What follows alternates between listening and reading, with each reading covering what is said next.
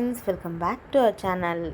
ఇప్పటికీ మీకు అర్థమైపోయి ఉంటుంది, మేము వచ్చేసి ఔటింగ్ వెళ్తున్నాము మా ఫ్రెండ్ వాళ్ళ ఇంటికి. సో సండే కదా అని తను పార్టీ ఇస్తా అన్నది. వాళ్ళది వచ్చేసి సిద్దిపేట. సో అలా మేము ఆటో ఎక్కేసి అలా ఎంజాయ్ చేస్తూ ఇలా పాటలతో వినుకుంటూ వెళ్ళిపోయినాం వాళ్ళ ఇంటికి.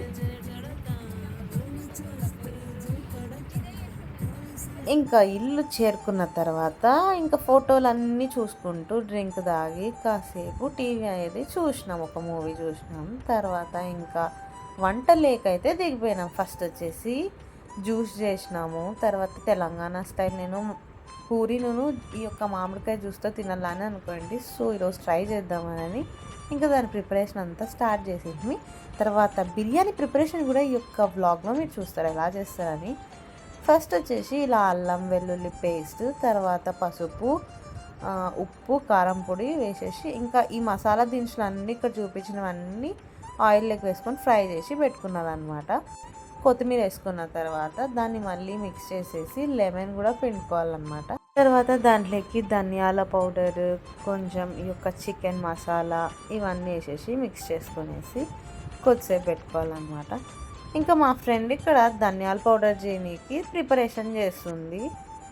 ఇంకా ఆనియన్స్, ఫ్రైడ్ ఆనియన్స్ ఇవన్నీ చేసేసి ఇంకా స్టార్టర్కి వచ్చేసి చికెన్ 65 మంచూరియా టైప్ లాగా చేసాను అనమాట. సో సేమ్ ముందు చూపించినట్లే సేమ్ ఇలా ఇప్పుడు చూపించిన ప్రాసెస్లానే కలుపుకొని పెట్టుకోవాలి.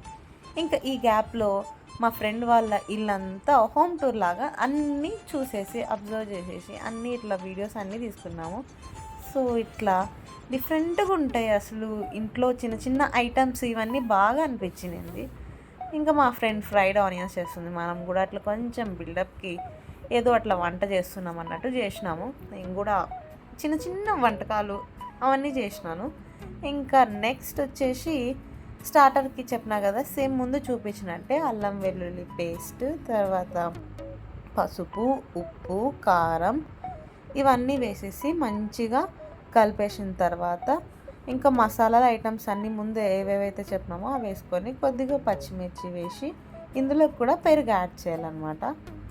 సో ఇది యాడ్ చేసిన తర్వాత కార్న్ఫ్లోర్ అన్నా లేకపోతే బియ్యం పిండి అన్నా ఏదైనా వేసుకోవచ్చు. ఇందులో ఎగ్ కావాల్సి ఉంటే ఎగ్ కూడా వేసుకోవచ్చు. ఇంకా మసాలా కొంచెం గరం మసాలా ఇవన్నీ వేసిన తర్వాత మ్యారినేట్ చేసేసి పెట్టేసినాము. అలా కొద్దిసేపు అంతా చూసేసి మంచిగా అనిపించింది. అసలు ఫ్రెండ్ వాళ్ళ ఇంట్లో వచ్చేసి మన ఇల్లులా ఫీల్ అయిపోయినాం. తర్వాత ఆంటీ పూరి చేసిండే, పూరీను ఇంకా ఈ యొక్క జ్యూస్ మామిడికాయ జ్యూస్తో తినేసి మా ఫ్రెండ్ ఇట్లా అంతా ఇంకా బిర్యానీ ప్రిపరేషన్ స్టార్ట్ చేసింది. సో ఇట్లా మనం ప్రిపేర్ చేసుకున్నాం కదా, దాన్ని అంతా ఇట్లా స్ప్రెడ్ చేసుకొని ఇంకా ఫ్రైడ్ ఆనియన్స్, తర్వాత మసాలాలు, ఆయిల్, ఇంకా కొరియాండర్ ఇట్లా అన్నీ పైన వేసేసుకున్న తర్వాత రైస్ ప్రిపరేషన్ చేసుకోవాలన్నమాట. అంటే ఇట్లా ఇక్కడ చూపించిన మసాలాలు, అల్లం వెల్లుల్లి పేస్ట్ ఇవన్నీ వేసేసి దాంట్లోకి మనం రైస్ వేస్తామన్నమాట. పచ్చిమిర్చి కూడా యాడ్ చేసినాము, కొత్తిమీర ఇట్లా అన్నీ యాడ్ చేసేసిన తర్వాత సాల్ట్ కూడా వేసుకోవాలి.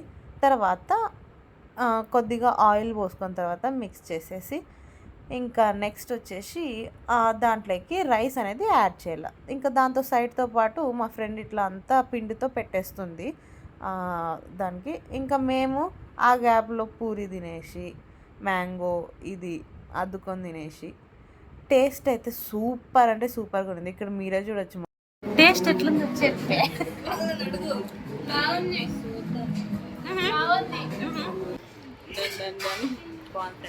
Telangana special nice.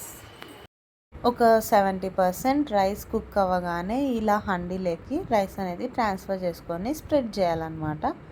ఇంకా అంతా అయిపోయిన తర్వాత దాని మీద మూత పెట్టేస్తే మనకు బిర్యానీ అనేది రెడీ అయిపోతుంది. దానిపైన లెమన్ పిండుకొని కొన్ని గరం మసాలా ఇలాంటివన్నీ వేసుకొనేసి ఒక 30 minutes మంచిగా లో ఫ్లేమ్లో పెట్టేయాలన్నమాట. అంతే, ఇంకా దాని మీద బరువు కూడా పెట్టాలి. రెడీగా టేస్టీగా బిర్యానీ రెడీ అయిపోద్ది. దాంతో సైడ్తో పాటు స్టార్టర్గా ఇలా మంచూరియా ప్రిపరేషన్ చేసినాము.